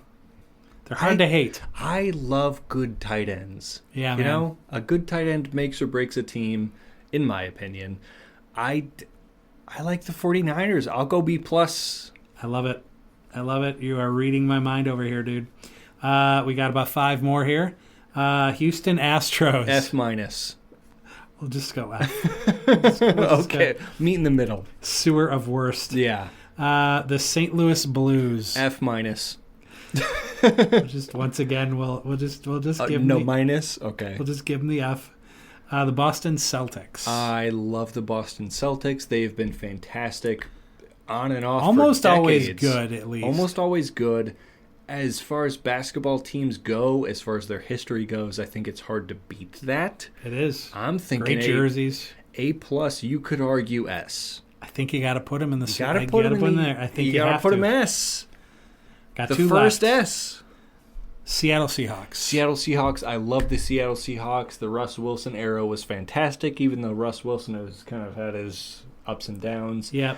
Sometimes he cooks, sometimes he doesn't. Yeah, he's not been cooking for a while. I love the Seahawks, though. I love the city of Seattle. This is a biased opinion. I'm thinking A. I'll give you the A. I think the Pete Carroll era gives them the A. The 12th fan, Pete Yes. Carroll, all of it. Shit, right. Yep. Last one. Ooh. Could possibly be an S. Oh. Boston Red Sox. Shit. It's like the good guys compared to the Yanks, right? I mean, yeah. Compared to the Yanks, right? Yeah. I'm A plus S territory, in my opinion. Fully David Ortiz, Poppy, my man. Salutes. Okay, I'll A plus. A plus. A plus. We got we'll one S on this list so far. So far, and this is part 1. We'll do a part 2 like we did with our cities next week. And one S so far. Couple of A's, and there we go. That is a beautiful list. To recap, Yes. running down this list. Dallas Cowboys D plus. Chicago Cubs A plus. LA Lakers C. New York Jets F. But we have more F's on this list than last time. Right. Philadelphia Eagles B minus. Okay. New York Yankees D plus. LA Dodgers A. Good. New York Rangers C. Detroit Red Wings B plus. San Francisco 49ers B plus. Houston Astros F. I bumped them up from F minus. Yeah, right. St. Louis Blues F. Same with, right? the Boston Celtics Superior, Seattle Seahawks A, and the Boston Red Sox an A+. Beautiful. And that does it for this week, ladies and gentlemen. We will have some more good stuff for you next week. I want to thank this guy right here, Aiden Maloney, for being a great co-host and producer and all this other good stuff that he does. Make sure you check out his podcast, Aiden Spelled the Right Way. A lot of great gaming content. Check that out. Like and subscribe for sure. And I want to thank Curry. We have some supporters. Curry Ford of Valpo, Curry Buick GMC, Tony Greek Grill, Valpo YMCA, Simcoe Signs, Smoketown Blues Barbecue, The Entertainer Magazine, and the Care Place of Valpo. And, of course, here, Aiden Maloney, AK219, and Aiden Spelled the Right Way. Make sure you guys check out all his content. Make sure you check out After Hours, my music show. Tuesday nights at 9 Central and Fridays at 4 p.m. Central Standard Time. That's all we got for you this week. We hope you've enjoyed the show. Please like and subscribe. Share with your friends. And that's all I've got for you. Thanks so much for listening in. Have a beautiful weekend. Take care, everybody.